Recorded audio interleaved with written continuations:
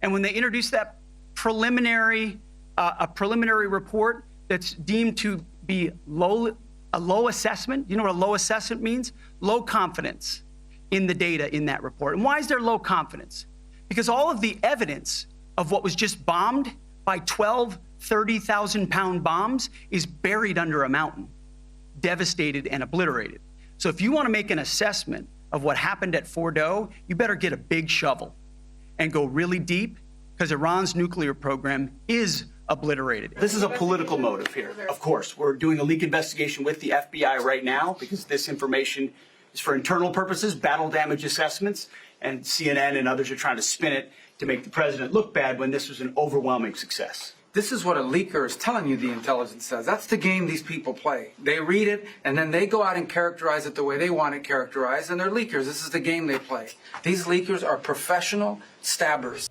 Okay, that was first Defense Secretary Pete Hegseth revealing that the FBI is criminally investigating who leaked that Defense Intelligence Agency report to the media that U.S. strikes did not destroy Iran's nuclear sites. That's what the allegation was. And that was Secretary of State Marco Rubio saying this is about, quote, professional backstabbers. Israeli agents entered Fordo and, quote, said it was total obliteration.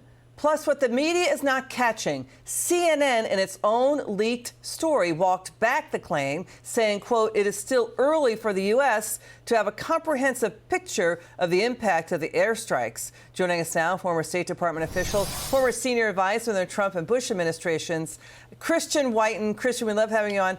Your reaction to this, the Trump White House, the president, they dropped 255 tons of bombs. That's pretty close to the massive Dresden raid bombing in World War II. I mean, the director of the UN nuclear watchdog, the IAEA, says Iran's nuclear program has been set back significantly. What do you think about all this?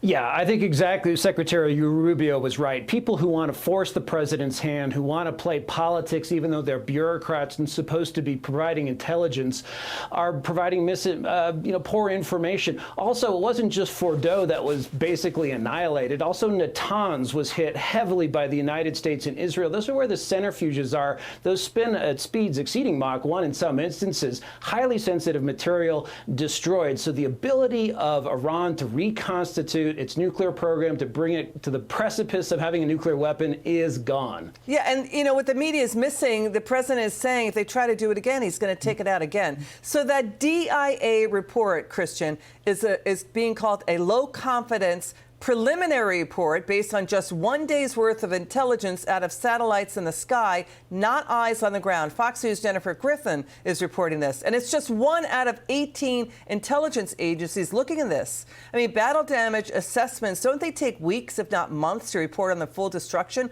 from what all 18 agencies are going to report?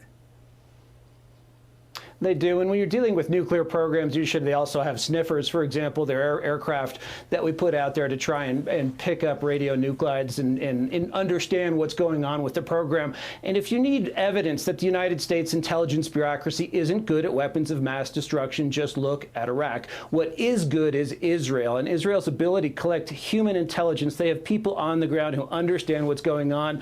For the ones who are still alive, nuclear engineers, they can observe them. They can gain information from them. That is a capability the United States doesn't have because we are not good at human intelligence and we're not good at WMD. What we are good is looking at things that have been blown up, and much of this project has been blown up. So this leaked preliminary DIA report is based on satellites in the sky.